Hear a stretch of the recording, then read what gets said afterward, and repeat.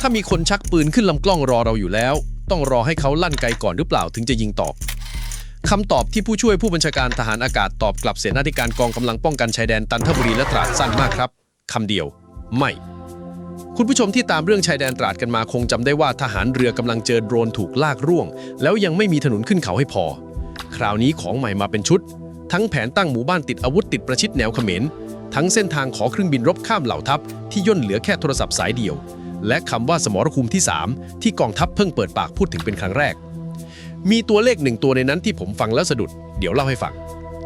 เริ่มจากเรื่องที่ผมว่าหนักที่สุดก่อนคือเรื่องกฎการใช้กำลังวันที่16สิงหาคม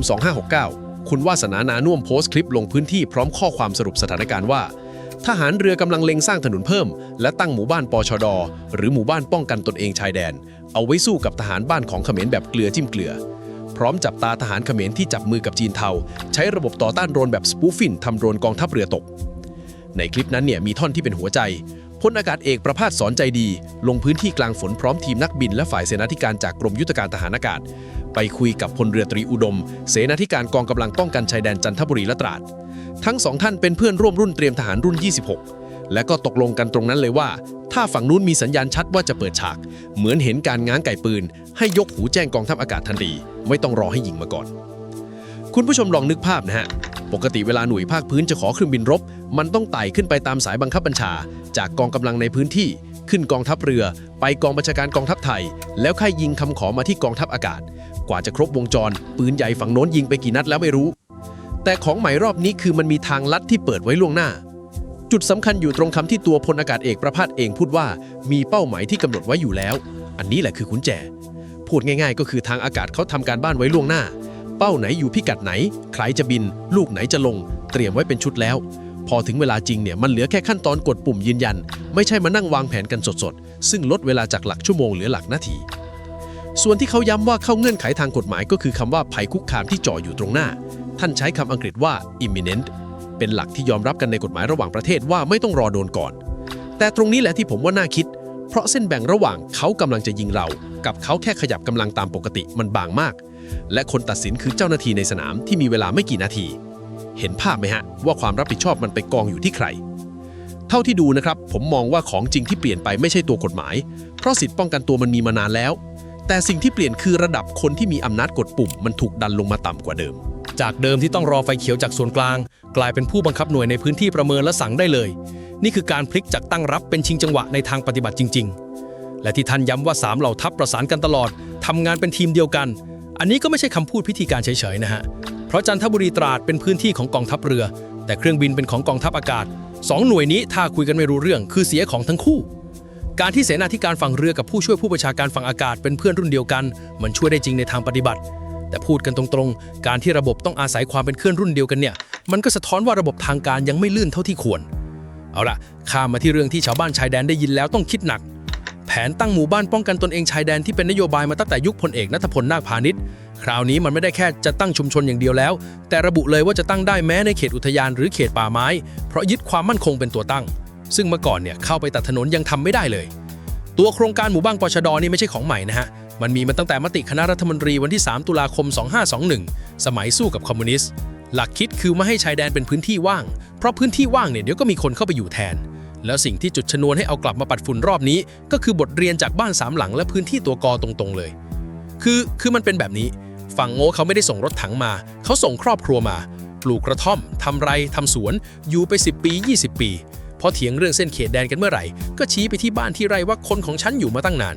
กว่าไทยจะรู้ตัวก็ต้องส่งนาวิกโยธินไปทวงคืนด้วยการรบเมื่อธันวาคมปีที่แล้วซึ่งราคาที่จ่ายไปไม่ใช่แค่กระสุนแต่มีกำลังพลของเราที่เหยียบทุ่นระเบิดจนสูญเสียขาข้างขวาที่บ้าน3หลังด้วย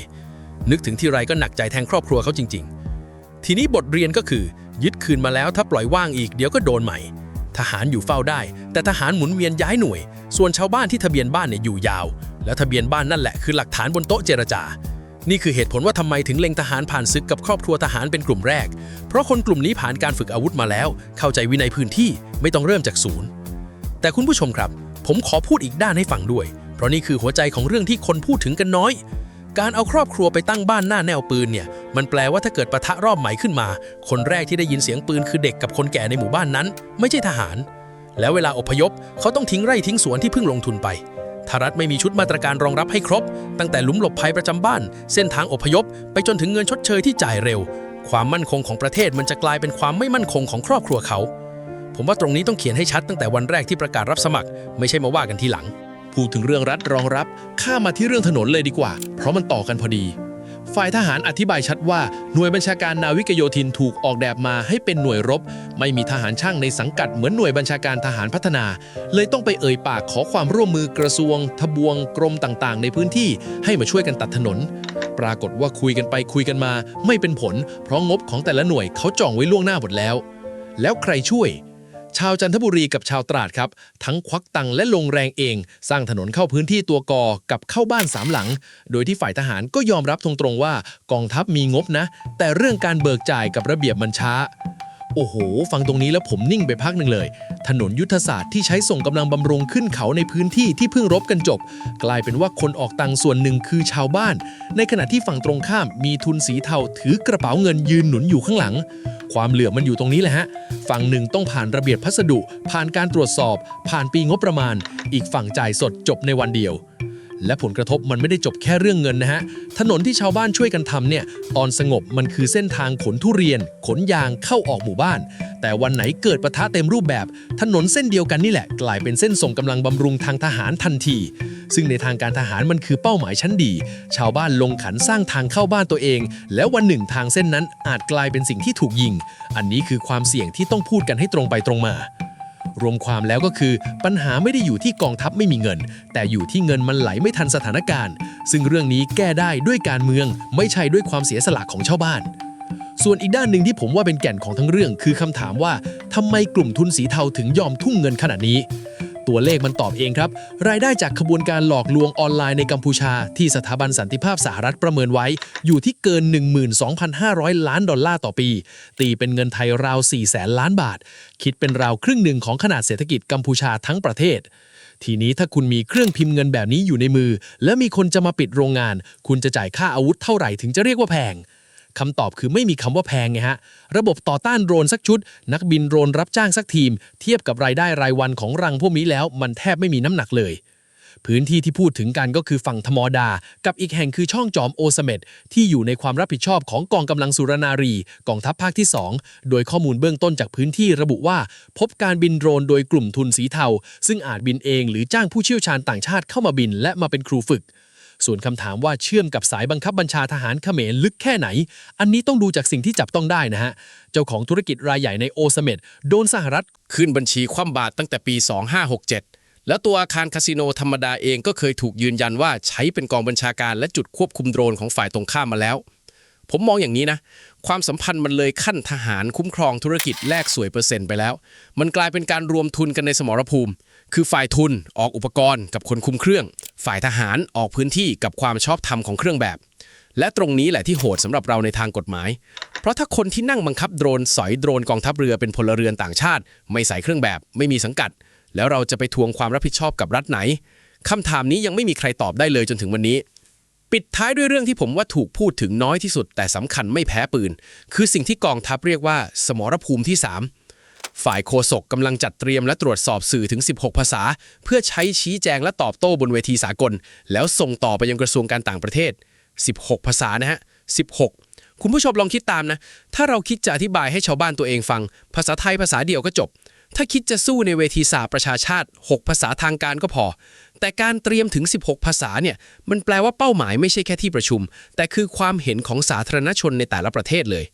ทำไมต้องขนาดนั้นก็เพราะบทเรียนที่ผ่านมาไงฮะฝั่งโน้นเขาเดินเกมนี้มาก่อนมีการเปิดเผยกันว่ากัมพูชาว่าจ้างบริษัทที่ปรึกษาในสหรัฐทำงานล็อบบี้ให้ค่าจ้างเดือนละ 38,000 ดอลลาร์ตีเป็นเงินไทยราวเดือนละ 1,200,000 บาทเซ็นสัญญากันยาว15 เดือนเห็นไหมครับว่าฝ่ายเราตื่นตัวช้ากว่าแล้วสิ่งที่ผู้บังคับบัญชาพูดในคลิปก็น่าสนใจมากท่านบอกว่าเวทีต่างประเทศไม่กลัวอย่างเดียวคือคนไทยกันเองจะไม่เข้าใจแล้วต่างคนต่างวิเคราะห์กันไปเองซึ่งมันโยงกลับมาที่เรื่องอาวุธจีนพอดีฝั่งกัมพูชาบอกจีนไม่ได้สั่งห้ามทูตทหารจีนในไทยบอกสั่งไปแล้ว2ข้อมูลชนกันแบบนี้ท่านประภาสเลยตัดจบเลยว่าไม่ต้องไปสนใจท่านบอกว่าใครอยู่ประเทศไหนก็คงพูดเอาใจประเทศนั้นเพื่อให้ตัวเองทำงานได้ยังไงก็ตามจะใช้หรือไม่ใช้เราพร้อมถ้าให้ผมอ่านเจตนาของการตัดจบแบบนี้นะมันมี2ชั้น ชั้นแรกคือทางทหารล้วนๆคุณวางแผนรบโดยเอาความหวังไปแขวนไว้กับคำสั่งของประเทศที่3ไม่ได้ต้องประเมินจากอาวุธที่เขามีจริงในมือส่วนชั้นที่2คือการสื่อสารในบ้านคือการบอกกำลังพลกับคนไทยว่าอย่าไปนั่งลุ้นว่าปักกิ่งจะห้ามหรือไม่ห้ามเพราะการรอฟังคำตอบทางการทูตที่ไม่มีวันชัดเจนมันบั่นทอนขวัญมากกว่าจะช่วยอะไรได้รวบเรื่องทั้งหมดแล้วภาพที่โผล่ออกมาจากคลิปกลางสายฝนนี้ก็คือไทยกำลังเปลี่ยนวิธีเล่นจากตั้งรับเป็นชิงจังหวะพร้อมกัน3ด้านด้านเครื่องบินย่นเวลาขออนุมัติด้านพื้นที่เอาชุมชนไปปักหมุดแทนที่จะปล่อยว่างและด้านข่าวสารเตรียมกระสุนเป็นภาษาต่างประเทศไว้ยิงบนเวทีโลกแต่สิ่งที่ยังไม่มีคำตอบและผมจะเกาะติดให้ก็คือเรื่องหมู่บ้านปชด.ตราดจะมีเอกสารนโยบายที่ระบุจำนวนหมู่บ้านงบประมาณและการปลดล็อกเขตป่าออกมาเมื่อไหร่ใครจะเป็นคนรับผิดชอบความปลอดภัยของครอบครัวที่ย้ายเข้าไปอยู่และถนนขึ้นเขาเส้นต่อไปจะเป็นงบหลวงหรือจะต้องรอชาวบ้านลงขันกันอีกรอบ